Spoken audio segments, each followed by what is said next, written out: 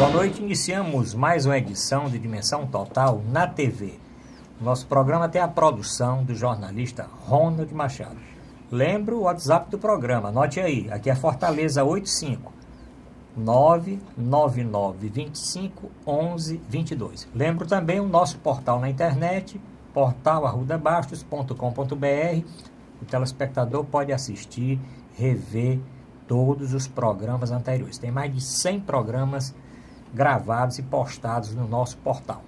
Bom, hoje aqui para debater no nosso programa, Dr. Manuel Fonseca. Dr. Manuel Fonseca é médico sanitarista, ex-secretário da Saúde de Fortaleza, é poeta, compositor, escritor e vai falar a respeito de um evento internacional na Argentina. O homem é internacional.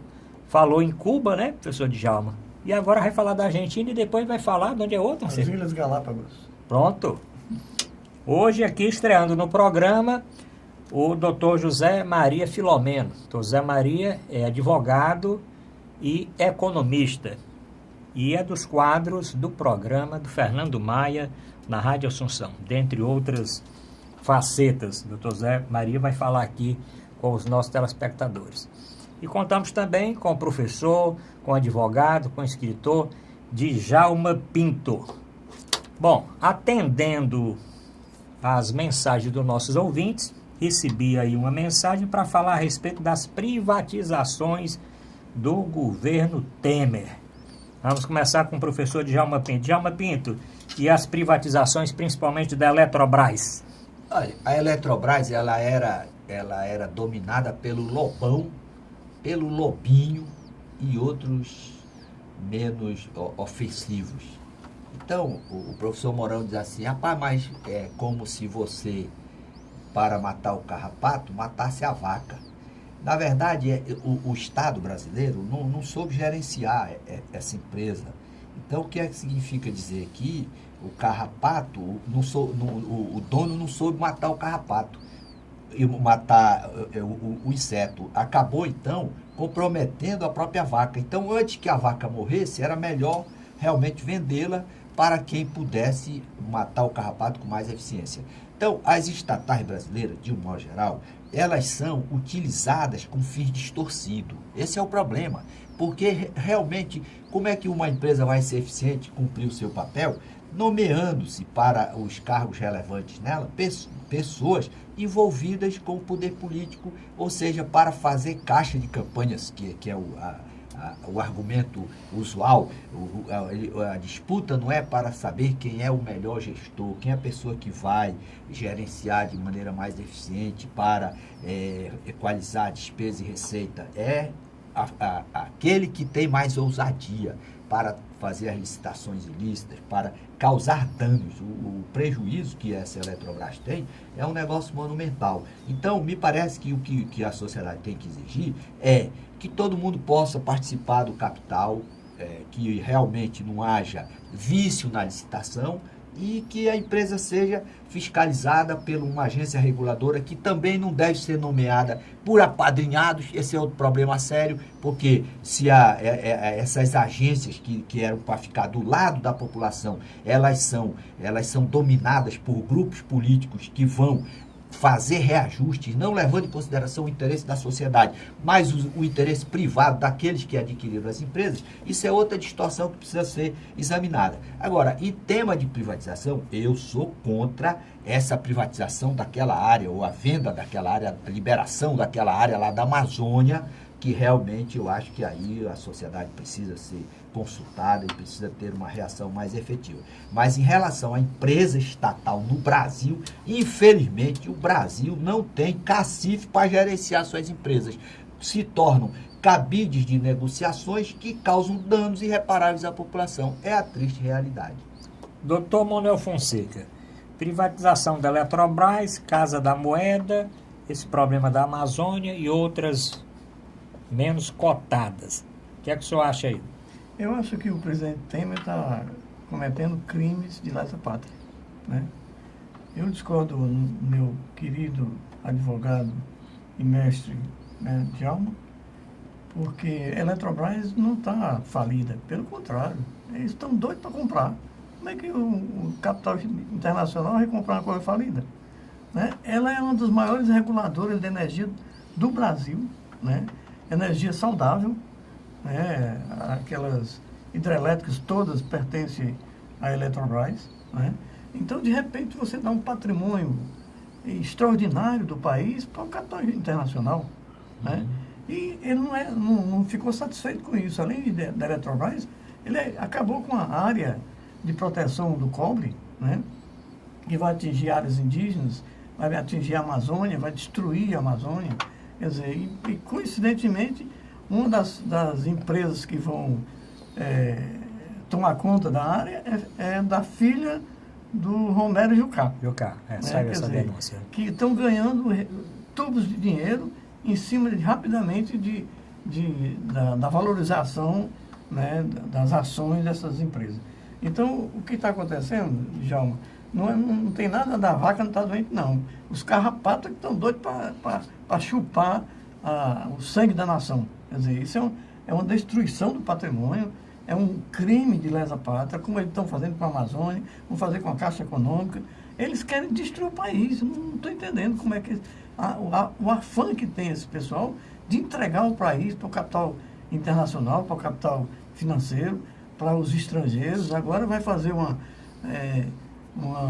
manobra na Amazônia com os Estados Unidos, na fronteira entre os países ali da Amazônia. Quer dizer, eu não consigo perceber como é que existe tanta vontade de destruir o patrimônio nacional. Ele diz assim, o Djalma, que nós não temos cacife. A Petrobras é superavitária, é uma das maiores... recorde por cima de recorde de retirada de petróleo, né, do pré-sal, né? Era superavitária, agora de repente vão fatiar para entregar as multinacionais. Nós temos capacidade sim, né, de gerenciar. Agora, nós não podemos suportar um presidente que não tem a mínima consideração para o país, né, para o patrimônio do país, para o que foi acumulado até hoje. E, inclusive, a Eletrobras, por incrível que pareça, não, a Eletrobras não, essa área de proteção do cobre, né, foi feita até pelos militares no tempo da ditadura. Ele está pior do que a ditadura. Né? Os militares fizeram alguma proteção porque eles pensavam que as ONGs internacionais iam tomar de conta. Ele fechou o cerco. Agora ele está liberando tudo. Né? Vão privatizar o Banco do Brasil. Né? Vão privatizar a Caixa Econômica, vão praticamente destruir o BNDES. Quer dizer, eu não consigo entender qual é a vontade do presidente, desse grupo que está no poder, de destruir a riqueza da nação, infelicitando o país, e vai trazer desemprego em massa, vai trazer miséria e muita complicação para o povo brasileiro como um todo. Bom, o telespectador pode encaminhar sua mensagem colocando a sua opinião com relação a esse tema. Doutor Zé Maria, com relação à privatização da Eletrobras, nós colocamos aqui, que o professor Djalma falou, mas também está dentro aí 56 outras empresas, né? Inclusive isso. Casa da Moeda, tem outras aí menos cotadas. O que é que o senhor acha dessa privatização e dos argumentos que estão sendo colocados para que ela aconteça? Bem, primeiramente, boa noite, doutor Arruda, doutor Manuel, doutor Djalma. Obrigado pelo convite, participar dessa seleta mesa redonda. Olha, o governo Temer anunciou recentemente, na semana passada, o projeto de privatização e concessões de diversas empresas públicas e de vários equipamentos de infraestrutura, aeroportos, portos, estradas, inclusive a Eletrobras e a Casa da Moeda e outras empresas. Bem, o Arruda, nós temos que fazer uma situação histórica, né? Essas empresas foram todas criadas, né, ainda na década de 50, quando nós vivíamos um momento histórico em que o Estado não tinha, o país não tinha capital nacional, nem tecnologia, né, para desenvolver atividades que na época eram essenciais, né? Então, seguindo até uma teoria, né, da dependência, em que os países subdesenvolvidos, teoria essa que foi desenvolvida na CEPAL, né, no Chile, que fica no Chile, em que os países subdesenvolvidos deveriam se afastar da dependência dos Estados Unidos, da Inglaterra e da União Soviética. Então, criaram-se verdadeiros feudos, né? Verdadeiros reservas de mercado, e com grandes empresas públicas. Então, foi o caso da Petrobras, da Vale do Rio Doce, da Eletrobras, se estatizou a telefonia, as estradas, e o mundo mudou, Arruda, de lá para cá. Então, o capital se transnacionalizou. O capital hoje, além do empresariado nacional ter se desenvolvido, há hoje um fluido grande de capitais pelo mundo inteiro. Então, não se justifica mais, né, esses monopólios todos que foram gerados. Muitos já foram quebrados, né? A Petrobras hoje não é mais monopolista do petróleo. Há outras empresas atuando no setor de petróleo no Brasil. Na telefonia foi quebrado o monopólio e foi privatizado praticamente todo o setor de telefonia, o que possibilitou a modernização, uma universalização da telefonia. Hoje o Brasil tem o dobro de linhas telefônicas que de habitantes. No setor elétrico, que você me perguntou, a Eletrobras, ela está passando por ela tem um déficit de mais de 40 bilhões por ano, que é coberto com o Tesouro. O setor, as estradas brasileiras, elas todas, só as estradas que são concessões particulares, que têm condições boas hoje de manutenção, porque foram feitos investimentos. Então, eu não concordo com a tese de que se está desnacionalizando, né, o patrimônio nacional.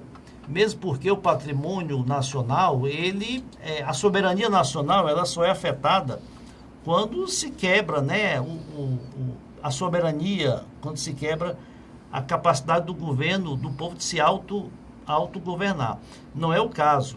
Essas empresas todas vão fazer investimentos, né, são investimentos que vão agregar, né, tecnologia, empregos, né, e melhoria dos serviços, né, tanto dos aeroportos, dos portos, né, e do próprio sistema elétrico.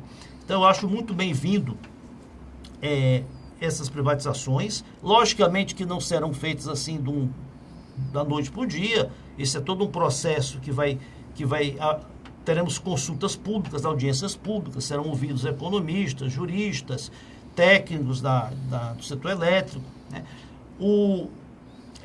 As empresas concessionárias terão obrigatoriamente que se comprometer com contrapartidas, né? Da mesma forma que houve no setor de telefonia, ou seja, de realizar investimentos, inclusive investimentos de áreas que hoje não são tão rentáveis, né? No interior do país, nas regiões mais distantes. Então, é positivo. No momento em que o Brasil vive uma recessão econômica a mais grave da sua história, com desemprego batendo recorde, né? Nós só sairemos dessa situação com investimentos, né? E as privatizações são uma oportunidade em que o empresariado, tanto nacional como internacional, vai ter de fazer investimentos no Brasil. Vejo com muito boa perspectiva, né, essas privatizações. Professor Djalma, ainda nesse tema, que nós vamos levar o primeiro bloco todo para discutir exatamente isso. O governo Temer tem... Bom, popularidade ele não tem, né? Legitimidade, alguns dizem que tem, outros dizem que não tem, que foi golpe, que não foi, né? O governo Temer tem capacidade ainda hoje, à beira de uma segunda denúncia aí do Janot, que nós vamos conversar no terceiro bloco, de levar a cabo essas privatizações, ou esse pacote aí que foi apresentado de 50 e tantas privatizações tem a ver com mais um desvio aí de atenção, alguma coisa? E outra pergunta é com relação ao preço. Depois o doutor Zé Maria também eu gostaria de perguntar, e o doutor Manuel Fonseca. Eu tenho escutado muito comentário de que com essas privatizações o preço da energia, a tarifa, né, vai cair. E eu não lembro bem, não sei se o professor Djalma, quando a Coelce aqui entrou, quando a Coelce foi privatizada, esse preço caiu? A tendência não é o preço ou ficar onde está, ou então até subir um pouquinho mais? Olha, depende da eficiência com que o serviço é gerenciado. O problema aqui da Coelce foi que a Agência Nacional, esse órgão que regula, aumentou indevidamente, inclusive existe um levantamento do prejuízo que essa instituição deu ao povo do Ceará, que houve uma ação, inclusive, e essa ação teve sucesso na primeira instância e o Tribunal Regional Federal da 5ª Região julgou improcedente ou reformou a decisão monocrática que mandava reparar esse dano que foi causado à população. Então, o problema não é em si a privatização, o problema é a agência reguladora. Então, por exemplo, quando o professor Fonseca fala em Romero Jucá, onde o Romero Jucá estiver, tem coisa suspeita. Ele está denunciado várias vezes. Romero Jucá, Renan Calheiro, esse pessoal, qualquer ação que o Estado for fazer, que eles estiverem à frente, pode escrever que precisa haver suspeição e cautela redobrada. Agora, por exemplo, infelizmente, esses critérios que são adotados para a nomeação das pessoas que vão gerenciar essas empresas, é que acaba com qualquer credibilidade e qualquer perspectiva de rentabilidade satisfatória nessas empresas. E o Estado, então, é convocado, por exemplo, na Petrobras, contabilizaram lá um assalto de 8 bilhões de reais, contabilizado no patrimônio da empresa, no balanço. Passaram algum tempo os auditores lá para encontrar uma forma de contabilizar aquilo. Por que acontece isso? Por causa do critério de nomeação. Não quer saber, por exemplo, se fosse uma estatal comandada, presidida por pessoas com o perfil do professor Fonseca, aí eu dizia, não, o Brasil não precisa vender. Por quê? Ele ia contratar gente eficiente, ele não ia tirar um centavo de lá para colocar no bolso, pelo contrário, era capaz dele tirar o dinheiro dele do bolso para fazer a empresa funcionar. Agora, com esse perfil de homens públicos que nós temos, infelizmente, patrimonialistas que querem chegar no poder não para fazer o melhor para a sociedade. Inclusive, quando gerente das empresas estatais, está aí o ex-presidente da Petrobras preso, porque o cara chega lá, ele não vai pensar em fazer o melhor para a empresa, ele vai para agredir o patrimônio. Aí, quando dá o prejuízo, quem é que é chamado para compor esse prejuízo? Quando é a empresa privada, quebra e os sócios respondem. No caso das empresas estatais, o Tesouro é convocado, como vai ser convocado agora, para tirar dinheiro do contribuinte para colocar pagar o rombo lá da Eletrobras. Então, quer dizer, todos os partidos que estão no poder, eles usam esse clientelismo, não é do PT apenas, é de todo partido. Historicamente, essas estatais são nomeadas, elas são dirigidas por pessoas vinculadas aos políticos que estão no poder, sem compromisso com a eficiência, com a lucratividade, com a menor oneração para o cidadão. Então, por isso, aí eu concordo com ele em relação à Amazônia, só o fato do Romero Jucá já estar interessado no assunto, isso já gera realmente um motivo para a população ficar de sobreaviso e protestar veementemente para a não concretização, nesse particular, dessa alienação. Doutor Manuel Fonseca, nós vamos fazer aqui uma última rodada para terminar esse bloco. Lá falando em Jucá, Janot denuncia Jucá sob acusação de receber propina da Odebrecht. Tem essa matéria entrando nesse instante aqui que o ouvinte está encaminhando para o nosso WhatsApp. Doutor Fonseca, com relação ao preço, com relação ao que o senhor escutou até agora? Rapaz, eu escutei que eu sou minoria nessa mesa. Eu sou radicalmente contra, né, a privatização de empresas superavitárias. Toda vida, quando querem vender, diz que ele está com débito. Né? Ele serve isso com a Petrobras, que não é verdade, isso é uma grande mentira. A Petrobras superavitária tem um componente nacional que vai ser destruído, porque se é uma empresa internacional, ele vai usar a tecnologia deles, não vai usar a do Brasil. A indústria naval está praticamente destruída. Né? Então, a tendência é que você tem um parque, um dos maiores parques de energia renovável, sob o controle do país, você vai entregar ao estrangeiro.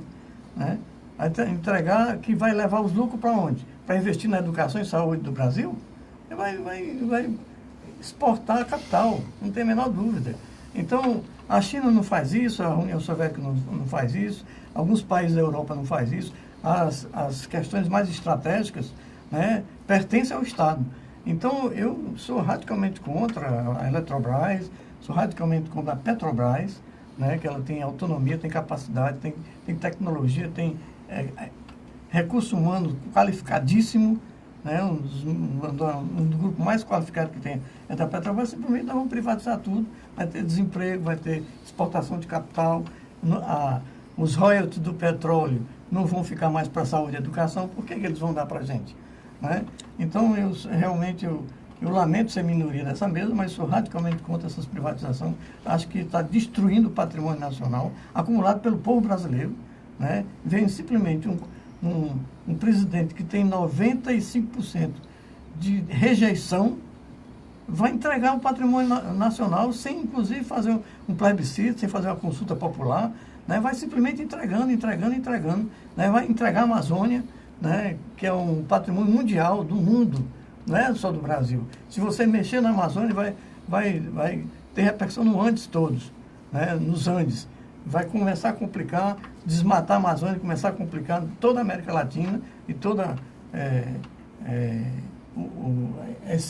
essa região toda, né, que vai acontecer. Então, eu acho que está sendo uma destruição do patrimônio do povo, acumulado pelo povo, né, destruição da tecnologia, destruição do saber acumulado pelo povo, né, para entregar a estrangeiros que só tem um objetivo, é ter mais lucro. Eles não vão investir na saúde e educação do país nunca. Só uma pergunta depois aí, professor Arruda, para o professor Fonseca. Nós vamos. Então, nós vamos continuar discutindo esse assunto durante vários programas, mas vamos, doutor Zé Maria. Doutor Zé Maria, você vai fazer logo a pergunta? Porque é o seguinte, por exemplo, a Petrobras realmente é do povo, mas ela foi saqueada, está aí todo mundo preso, e ninguém se rebelou. Como é que o professor Fonseca explica essa apatia em relação àqueles que vão suportar os danos e ninguém falou nada? Os petroleiros se movimentaram. Os petroleiros se movimentaram. Não tiraram nenhum presidente? Tiraram uma presidenta. Né? Não da Petrobras, digo da Petrobras. A Petrobras, quando... Me explica, então, esse A Petrobras, quando a Dilma entrou, botou a Foster. Não, ela colocou... o primeiro presidente da Petrobras foi aquele senador, do ex-senador de Sergipe, que faleceu. Que foi um acordo, né, do depois passou por Sérgio Gabrielli. Está envolvido aí na Lava Jato. Sim, mas depois que passou para a Graça Foster e depois por o Bendini, que é esse que era do Banco do Brasil, foi levado para a Petrobras como um salvador da Petrobras, um homem honesto, que ia limpar a corrupção da Petrobras, e muito pelo contrário, mas foi eu flagrado... não sou a favor da corrupção, não, pai. Sim. Eu sou contra, porque cometeu crime contra o patrimônio do país, que seja preso. Agora, o que não pode é se acabar com a empresa que tem benefício significativo para a população, né, que tem rentabilidade, né, que acumula tecnologia, incorpora tecnologia, inovação tecnológica, para entregar para os estrangeiros. Isso é que eu não concordo. Arruda, professor, o que acontece é o seguinte, há uma confusão entre empresa nacional e empresa pertencente ao governo. Né? A empresa, não interessa quem é o dono da empresa, em nome de quem estão as ações da empresa. Interessa que a empresa ela é instituída no território nacional, ela é constituída sob as leis brasileiras, né? Ela se submete às regras de fiscalização, de controle, né, dos diversos órgãos, ela paga tributos, né, ao Tesouro Nacional, Municipal, Estadual e Federal. Agora, se o dono dela é brasileiro, é alemão, é russo, é chinês, isso não interessa. Interessa que não interessa. Isso não interessa, certo? Isso não interessa. Não interessa. O povo brasileiro interessa que se o Estado está arrecadando recursos suficientes para prover os serviços básicos à população, para prover a educação de qualidade, saúde. E o senhor acha que se o estrangeiro tiver a maioria das ações na Petrobras, ele vai recolher mais? Mas o senhor está confundindo, né? O recurso que vai para a saúde, para a educação, para a segurança, são os tributos. A empresa vai recolher os tributos. O senhor falou dos royalties. Os royalties não são do dono não são da Petrobras. Os royalties são da União, né? E parte deles vai para o Estado e para o município, né? O que a Petrobras, ela fica com menos de 20% do petróleo que é retirado, né? A grande parte vai exatamente para a União e para os estados em forma de royalties e tributos. as empresas, todas as empresas privatizadas ou não, elas pagam impostos, né? Qual é a vantagem para a empresa internacional comprar a Petrobras? Ninguém está falando em Petrobras. Não, A Petrobras não é objeto de privatização agora. Mas vamos entrar nesse tema. Então, o que acontece? Mas vamos já ter que encerrar o bloco. As empresas... critico muito a privatização dos aeroportos, as concessões dos aeroportos, inclusive do aeroporto de Fortaleza, né? Eu num debate numa rádio, uma pessoa até reclamou, estão dando o aeroporto para os alemães. Os alemães, eles vão construir o aeroporto. Eles é que nos vão dar um aeroporto. Eles é que vão investir os bilhões que o Estado e a União não têm para fazer um aeroporto que tenha qualidade, que tenha eficiência, que dê conforto aos passageiros, que proporcione um número maior de voos, né? Então, isso é o que interessa, né? É aumentar a riqueza nacional. A riqueza nacional não é o que o Estado é proprietário, é aquilo que está construído, né, dentro do nosso território e gerando, né, riqueza, gerando empregos, gerando impostos, né, e em benefício da população. Bom, vamos ter que fazer o nosso intervalo. Nós vamos ter, doutor Fonseca, doutor Djalma, a oportunidade, doutor Zé Maria, de discutir esse tema nos outros programas. Vamos fazer o nosso primeiro intervalo. É bem rápido, voltamos já.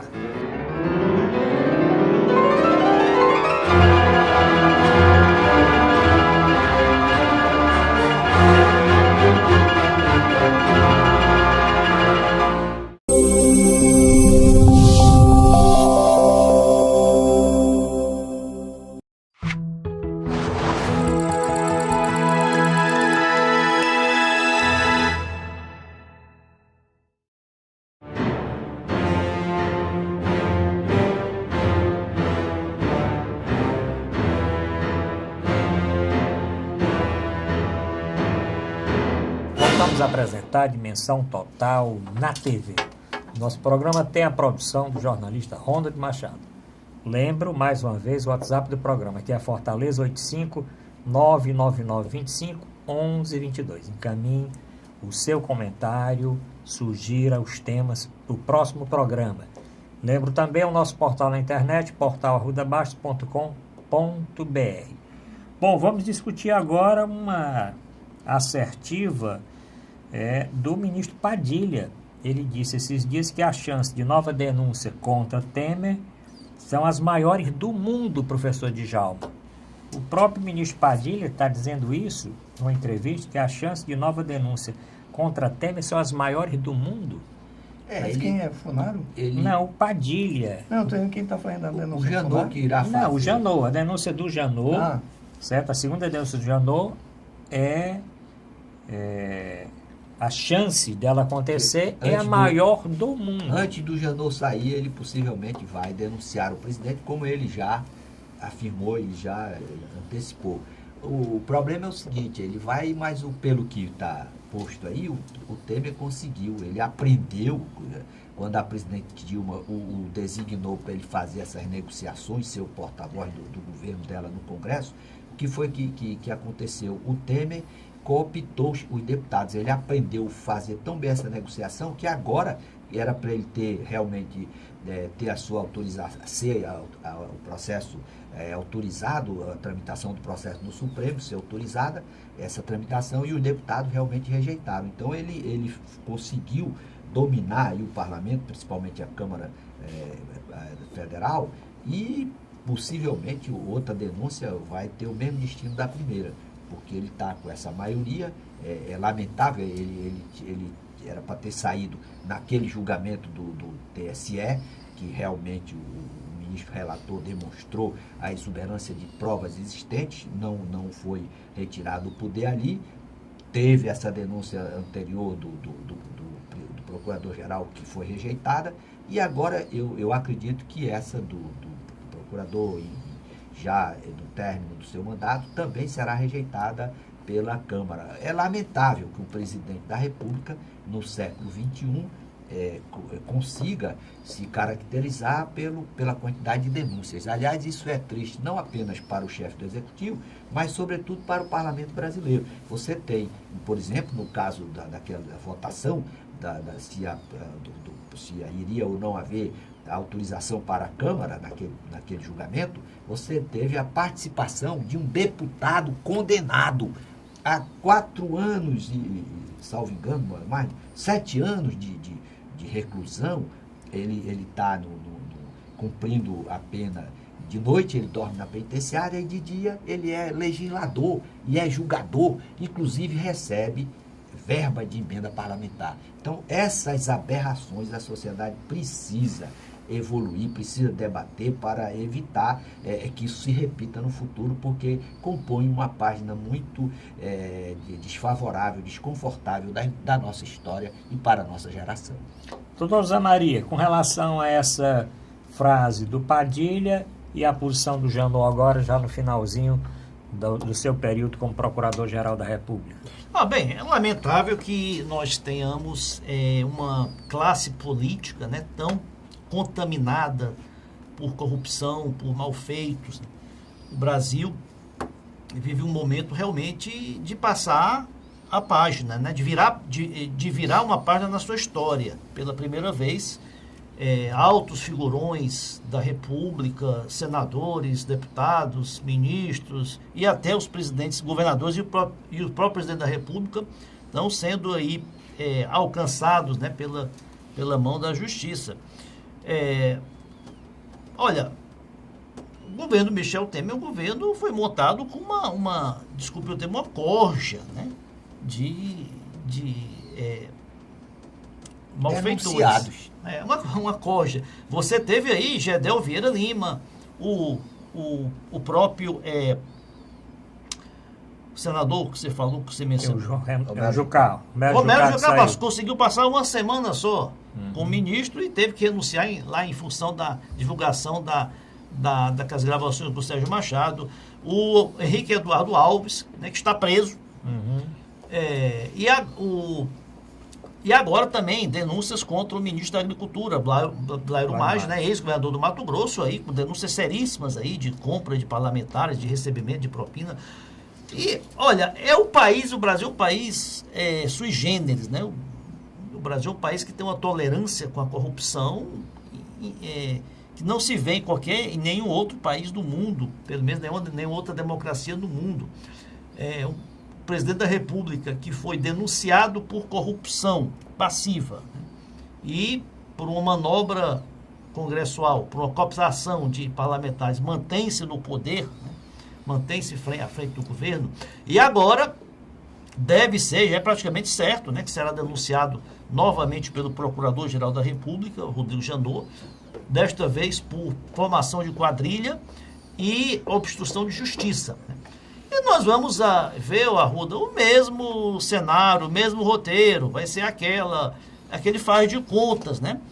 A Câmara faz de conta que está processando o presidente, que está apreciando uma denúncia grave, né, enviada pelo Ministério Público e faz de conta que, né, estão fazendo o trabalho deles, quando o trabalho deles deveria ser realmente em função das graves evidências, né, autorizar a abertura de processo.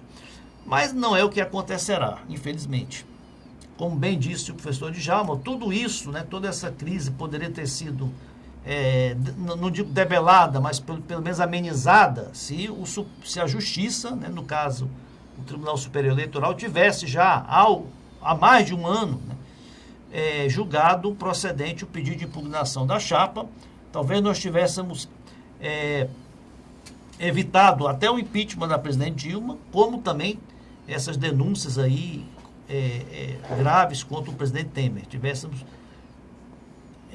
em caçando a chapa, eleito pela via direta, um novo presidente da República, para recomeçar, né, um processo de forma menos danosa.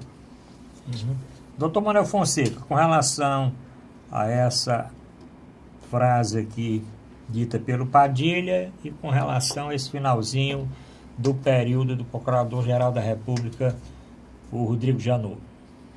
O Rodrigo Janot vai oferecer pela segunda vez a denúncia na disputa de poder, né, entre a Globo, a Folha de São Paulo e os grandes capital financeiro, mas vai tentar tirar o Temer, né, para ficar o Rodrigo Maia, né, que é uma pessoa aparentemente mais palatável, né, para terminar o mandato. Né? Então, mais uma vez, o presidente está completamente desmoralizado, está usando simplesmente o poder que tem de comprar com emendas parlamentares, ser pródigo em liberar emendas parlamentares para comprar os deputados, lamentavelmente. Eu acho que o correto era o Supremo Tribunal, ainda está lá, ainda é possível, anular o impeachment. E a presidente ia terminar o mandato dele. Né? Porque não conseguiram provar que a presidente tinha cometido nenhum crime. Né? Então, se não cometeu crime, por que ela foi caçada? Foi caçada para exatamente essa quadrilha, como diz o professor, assumir o poder para usufruir da riqueza do país, né? Para destruir o país, para simplesmente facilitar todas as possibilidades do capital internacional, né? A preço aviltado, adquirir o patrimônio do país. Né? Então, eu acho que vai ser uma nova denúncia, eu não sei se dessa vez ele vai conseguir sustentar. Né? Porque pode ser que uma denúncia com... Eu ouvi dizer que parece que é o Funaro, são com detalhes, inclusive o número da conta, quanto recebeu, aonde é que está. Quer dizer, se for uma denúncia dessa, dificilmente ele vai, para a opinião pública, ele vai conseguir, né, manter a farsa de que está tudo bem, que isso não é verdade, estão inventando, né? Ele é inocente. Está se aproximando cada vez mais 2018, né? Mas mesmo assim é possível ainda, se a Câmara tiver alguma veleidade de achar que o Temer não é bom mais para entregar o que ele prometeu, né? Vai botar o Rodrigo Maia, né, para ser o presidente interino e ser eleito até 2018. Né? Então, eu acho que esse intermédio ainda pode acontecer. O Temer cair e o Rodrigo Maia assumir, né, para haver eleição em 2018, né, e ninguém sabe como é que vai ser esse 2018. Bom, doutor Fonseca falou a respeito de 2018. Professor Djalma, e a reforma política? Não está saindo nada aí. Nós conversamos no programa passado a respeito do distritão misto, financiamento público de campanha, financiamento privado. Até agora não aconteceu nada e provavelmente nem vai acontecer. O presidente está viajando para a China, não sei para onde. Quer que o senhor tenha perspectiva de ter alguma mudança? Reforma, porque, veja, o problema não é de forma, o problema é de conteúdo, é de pessoa. Qualquer que seja o modelo, distrital misto, parlamentarismo, o que o Brasil introduzir com esse quadro de políticos que nós temos é decepcionante. O problema é que a criminalidade se apossou da classe política brasileira. Esse é o nosso problema. Nós temos a primeira providência para fazer uma asepsia na política e depois se falar numa grande reforma política para o Brasil seria impedir o acesso de pessoas denunciadas, de pessoas condenadas no exercício da representação popular. Impedir que disputassem eleição. Você tem, por exemplo, em Catolé do Rocha, o cidadão traficante, matador e agressor lá da mulher. Ele estava preso. Aí a polícia leva o cidadão para ele votar e para ele ser votado. E ele foi eleito vereador lá nessa cidade de Catolé do Rocha. Você tem o caso de um cidadão em Rondônia, ele é presidente da Assembleia Legislativa do Estado. De noite ele vai dormir na penitenciária. Você tem um estuprador que foi condenado no Rio de Janeiro, aí foi investido na função de deputado, porque não existe condenação por órgão judicial colegiado.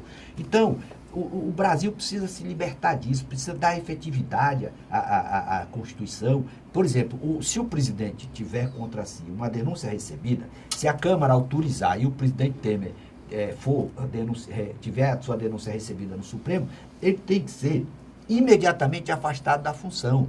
Ora, se o presidente não pode ficar nem um dia como denunciado exercendo o mandato, como é que o julgador dele, o deputado que vai funcionar como juiz, como magistrado, pode ser investido no mandato, tendo 12 denúncias. O Renan Calheiros tem 12, esse Romero Jucá tem umas 10. Então isso aí é uma heresia. O Canotilho, ele esteve aqui no Ceará em 2003. Então eu presidi uma mesa que era... Explica quem é o Canotilho. O Gomes Canotilho é um dos redatores, um dos que elaborou o projeto da Constituição de Portugal, um dos maiores constitucionalistas do mundo, é conhecido no Brasil, em todo canto. Então, ele disse o seguinte, que um aluno lá de Coimbra perguntou, eu tinha feito a pergunta para ele, professor, qual é a contribuição do direito constitucional para combater a corrupção? Ele disse, nenhuma. E que essa pergunta tinha sido feita por um aluno de Coimbra. E o direito, com tanta norma, com tanta evolução para implementar a normatividade da Constituição, e essa Constituição não produz efeito no sentido de impedir o acesso de criminosos da representação popular. Então, o Brasil precisa virar essa página. Delinquente, o cara tem ali o livre-arbítrio de fazer, se quiser assaltar o Estado, ninguém pode estar impedindo. Ele está investido no cargo de autoridade, ele vai fraudar a licitação, ele vai cometer crime. Agora, depois que está comprovado o crime, que ele teve assegurada ampla defesa, ele não pode usar o tempo do processo, que é para garantir a plenitude da sua defesa, em seu favor. Não, mas ele não foi condenado, ele está denunciado. Quantas denúncias ele tem? 50. E ele fica agindo nos bastidores para não ter a conclusão do seu processo. E ele está sempre elegível. Então, professor Arruda, enquanto o Brasil consentir, tolerar essa situação espúria, absolutamente anômala, aí nós vamos ficar falando todo dia de reforma política e não vai sair do papel. Zé Maria, alguma coisa com a reforma política? Bem, professor Arruda, como bem disse o professor Djalma, o que nós estamos presenciando não é uma reforma política, né?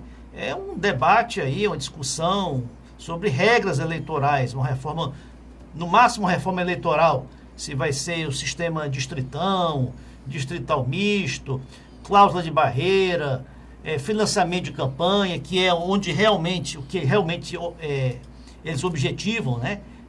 Saquear mais os cofres públicos e dessa vez de uma forma até oficial, né?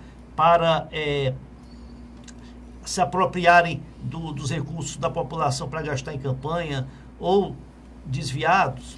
Agora, uma verdadeira reforma política, como bem disse o professor Djalma, era uma conscientização da população, do povo, que é o verdadeiro detentor do poder, né? O poder realmente é do povo, né?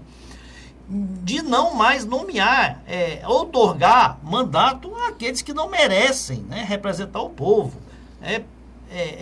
Pessoas aí com 12, 13, 14, 15 processos na justiça, que já foram julgados e condenados várias e várias vezes por desvio de recursos públicos, né, por desvio de conduta, e a justiça, né, e se albergam, né, nessa desculpa, nesse escudo da presunção de inocência até o trânsito em julgado. Não, agora é até a decisão do órgão judicial colegiado. Então, o brasileiro, infelizmente, nós somos um povo pacífico, um povo unido, mas nós temos uma tolerância muito grande com desvio de conduta, né? A própria população manda, envia e reenvia essas mesmas figuras aí para o Congresso, para os governos, para as prefeituras. Há quantos anos se sabe, né? Se conhece a ficha corrida do Renan Calheiros, do Jader Barbalho, do Paulo Maluf, e de tantos outros, eles continuam. Qualquer país civilizado do mundo, né? Uma figura dessa já estariam, né, expulsos, né, já estariam execrados da vida pública há muito tempo, não tinha coragem nem de se candidatar. Então eu vejo com muito pessimismo essa reforma política. São apenas detalhes aí que não vão fazer nenhuma diferença de conteúdo, né?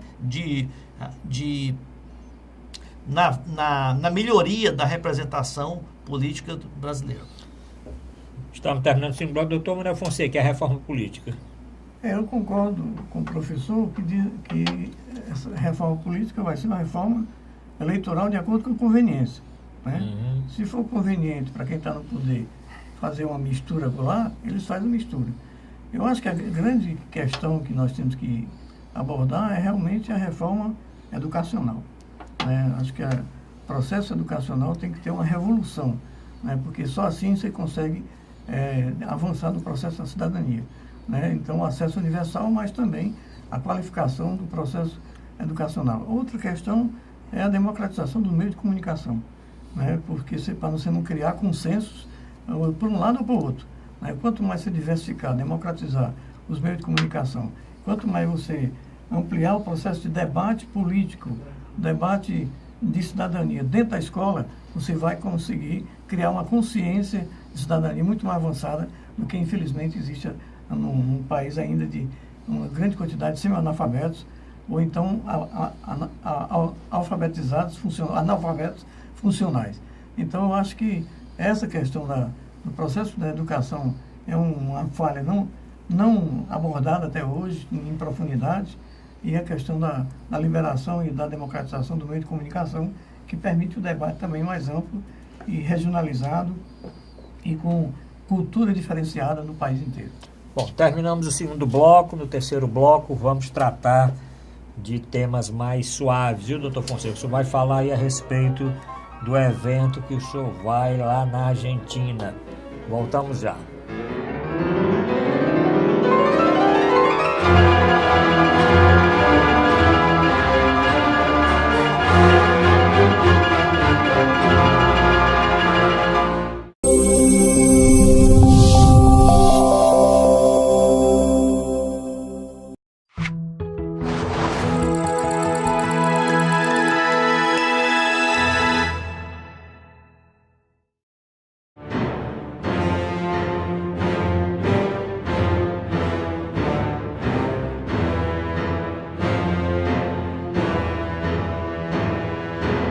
Voltamos a apresentar a Dimensão Total na TV.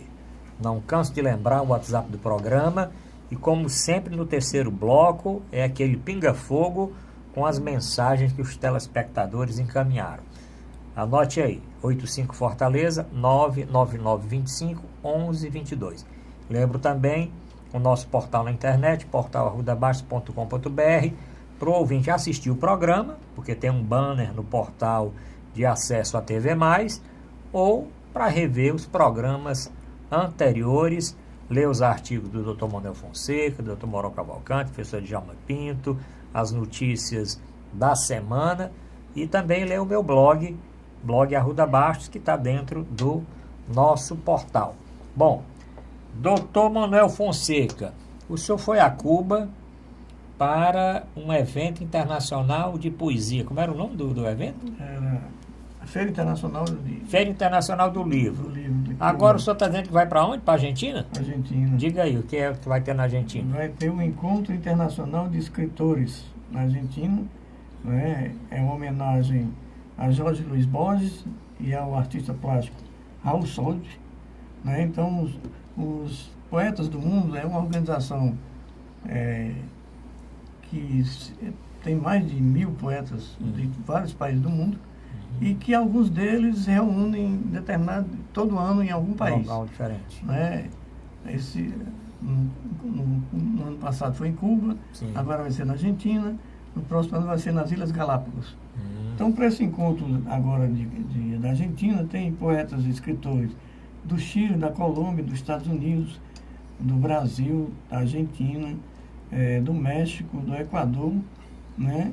E de outros países, e principalmente poetas de própria Argentina. Né? Então, os poetas vão lá, recitam poesias, né? Divulgam suas obras. Eu vou apresentar um CD, né, de poesias, vai ser a apresentação, vai ser lá. Eu tenho escutado, o senhor tem mandado áudio, inclusive para o nosso grupo, né, o Ceará estará muito bem representado. Estará muito bem representado. Então, você já comprou a boina própria para o evento? Pois é, já comprei a minha boinazinha. Vou levar a boina de Portugal, que é de cortiça, para ser diferente, né? Então, é um encontro da paz, né? Os poetas divulgam a paz. Então, eu tenho a honra de pertencer a essa organização internacional e vou agora para a Argentina, né? Me encontrar com um dos amigos que eu já conheço, vou fazer novos amigos, né? E conhecer os poetas, a literatura, né? Os escritores da Argentina principalmente. Então vai ser do dia 2 ao dia 13 de setembro, né? Então, para mim vai ser um prazer representar o Brasil. Tem mais 3 pessoas aqui do Ceará, a minha esposa, a Aurelina e a Miss vão participar desse encontro. E é sempre um prazer, né?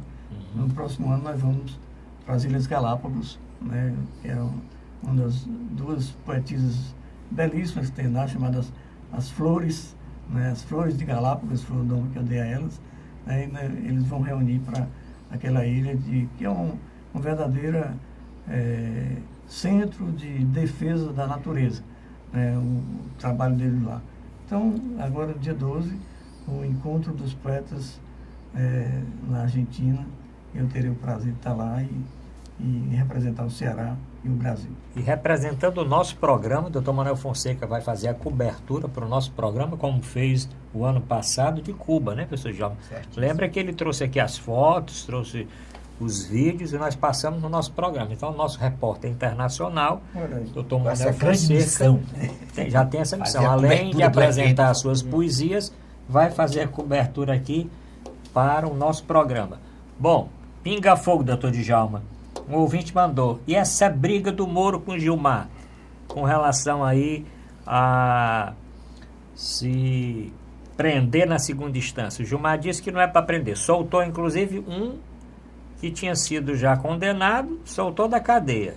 E o Moro, num evento agora em São Paulo, falou a respeito disso. Eu acho que o Moro está certo. Por exemplo, a presidente lá da Coreia do Sul, ela está presa, ela foi julgada e foi algemada, não foi negócio de segunda instância. O presidente dessa empresa, grande empresa sul-coreana, Samsung, do mesmo jeito, saiu da prisão, saiu do julgamento, já foi logo preso. Então, o Brasil tem uma tolerância muito grande, principalmente com os infratores, detentores do poder político ou do poder econômico. Então, não, só quando transitar em julgado, 12, 15 anos, isso estimula a impunidade. Não há uma sensação de aplicação da lei penal. Então, o ministro Gilmar já tinha votado nesse sentido, o Supremo já tinha se posicionado e agora ele está rompendo essa mesma orientação que ele subscreveu. Então, fica uma situação de insegurança e que é inadmissível numa corte do porte do Supremo Tribunal Federal, que, segundo o professor Gomes Canotilho, é a Suprema Corte mais poderosa do mundo, porque ela atua como guardiã da Constituição, julga e realmente tem poderes que nem a Corte Americana, nem uma Corte Europeia, segundo ele, detém. Os nossos ouvintes sempre têm período para falar de algum personagem. No começo era o Cunha, né? O Cunha foi falado aqui não sei quantos programas, o Assíduo. Depois o Temer, que ainda o Cunha ficou mais esquecido, se bem que o Cunha voltou hoje. Eu não entendi uma nota do Cunha aos aliados. Ele ainda tem aliado? Porque hoje saiu na imprensa que o Cunha lançou uma nota aos aliados, falando do Fachin. E o Fachin está protegendo outras pessoas, os empresários, em detrimento dele e de outros políticos que estão presos. Mas, professor Zé Maria, e essa posição do Gilmar, inclusive soltando os barata tudo? Bem, é como disse o professor Djalma, né? O Brasil é um país da impunidade. Né? Então, o Brasil é um país em que, por várias razões, os processos se delongam aí por décadas, não são nem anos, décadas, né? Nos outros países, o processo, uma ação penal, não demora mais de dois anos, né? Entre a denúncia até a sentença e o cumprimento da sentença. Foi um avanço em função disso, em função dessa morosidade do nosso judiciário, né, desse número excessivo de recursos, né, que os bons advogados acabam utilizando para procrastinar a execução final da sentença, é que o Supremo adotou com muita certeza esse princípio de que a pena já deve ser cumprida após a confirmação da decisão em segunda instância. Né? O que é que ocorre? Como está se aproximando, muitos poderosos, né, estão se aproximando de julgamento em segunda instância, inclusive o ex-presidente Lula, já há esse movimento todo para se flexibilizar esse entendimento, né, para se retornar ao entendimento antigo de que o cumprimento da sentença só se dá com o trânsito em julgado, ou seja, quando não houver possibilidade de nenhum recurso a mais. O que é que isso vai ocasionar? Vai ocasionar realmente na volta, na impunidade, porque processos vão, inclusive, prescrever, né? Então, sou totalmente favorável a esse entendimento, que foi um avanço, né? Foi uma conquista, né?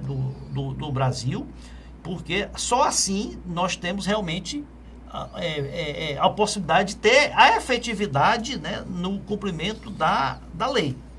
Professor Fonseca, pinga fogo, né? É rápido para nós terminarmos o programa.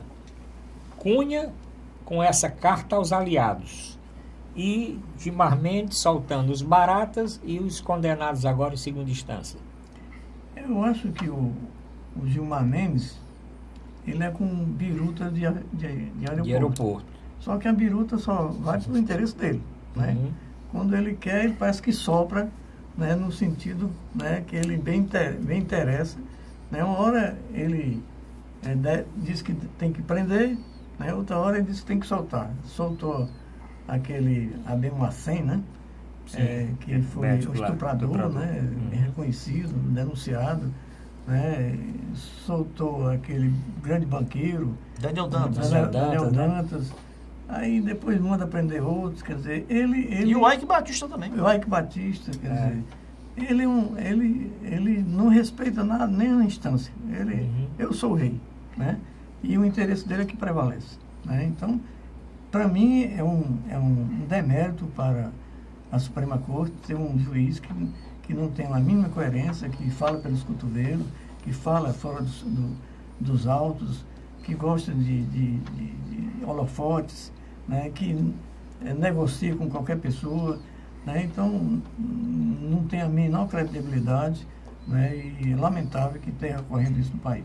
Doutor Djalma Pinto, um outro tema que um telespectador encaminhou, gostaria que o senhor falasse a respeito do pagamento fora do teto constitucional para os magistrados.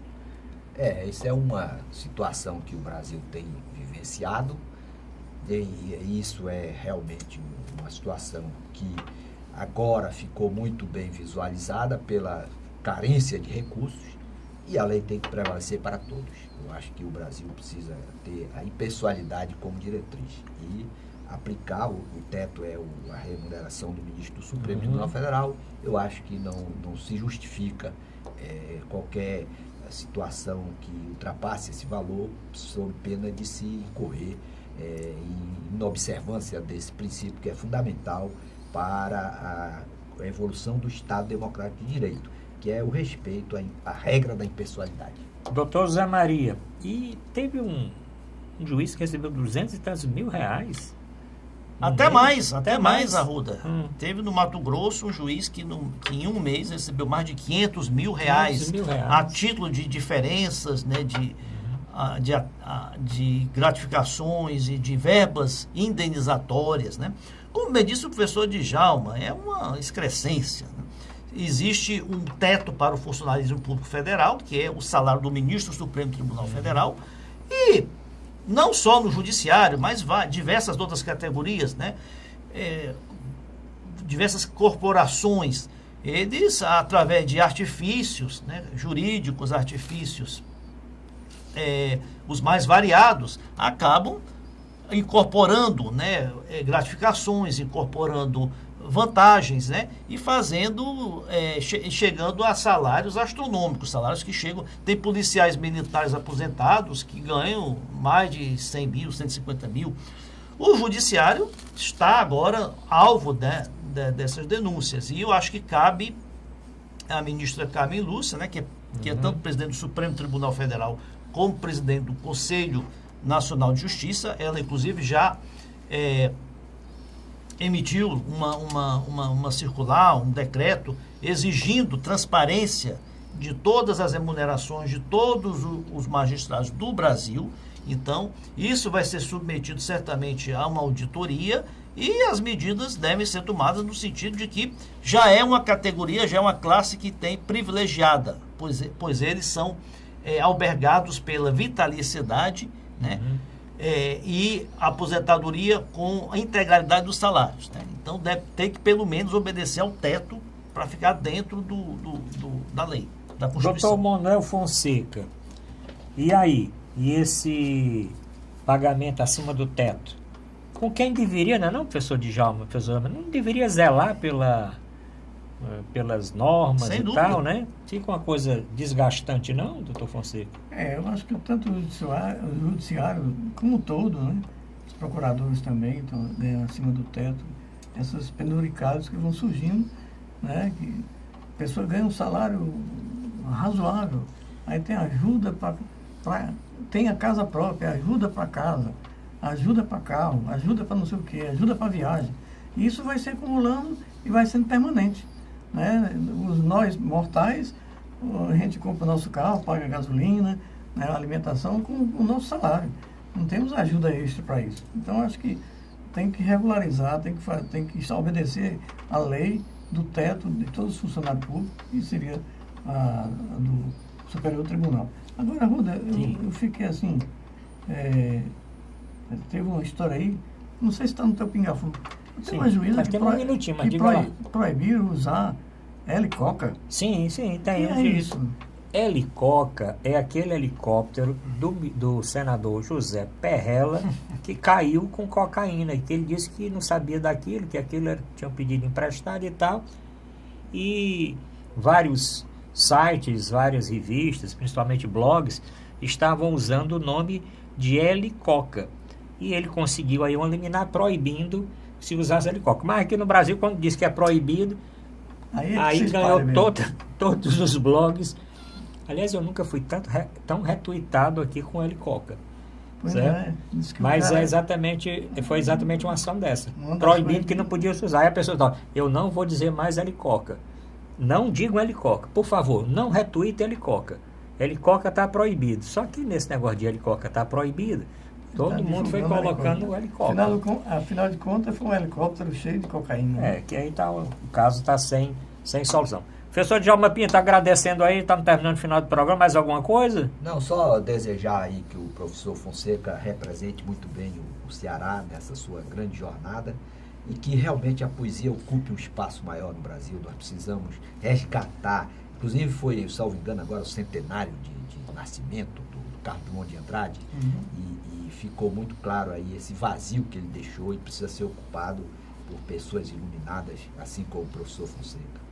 Doutor Zé Maria, agradecendo aí a presença do senhor, sei que o nosso programa vai bombar, porque aí já começou aqui uma discussão, e o ouvinte, o telespectador gosta de vez em quando o doutor Djalma tem aqui uns arranca-toca aqui. Eu quero dizer que eu tenho posições contrárias ao professor Fonseca, mas eu tenho o maior respeito por ele, é um homem honrado, um homem digno, então a gente pode divergir, a gente pode divergir, não pode se odiar, porque ele pensa diferente de mim, aí eu vou ter ódio dele, vou querer desejar o mal para ele. Pelo contrário, eu respeito as ideias dele e nós estamos aqui cultivando aquilo que a Constituição consagra, que é o pluralismo, que é a diversidade com a harmonia.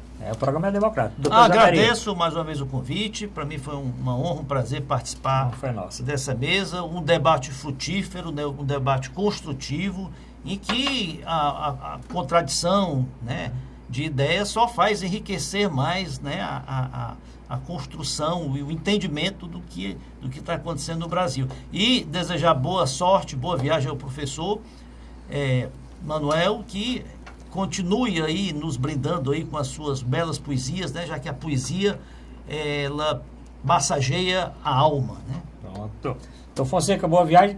Dizendo que o nosso telespectador vai ficar aí uma semana sem o doutor Fonseca no ar, mas quando ele voltar, ele vai voltar com as baterias recarregadas, né, doutor Fonseca? Com certeza. Muita poesia, muita amizade, fraternidade. É um colóquio muito bom. É uma excursão cultural, puramente cultural, né? Nós vamos viver poesia durante 10 dias. Bom, obrigado, telespectador, pela audiência. Obrigado, doutor Fonseca, doutor Djalma Pinto, doutor Zé Maria. Principalmente o telespectador que ficou até esta hora encaminhando mensagem para o nosso WhatsApp e assistindo o nosso programa. Obrigado a todos e até a próxima semana.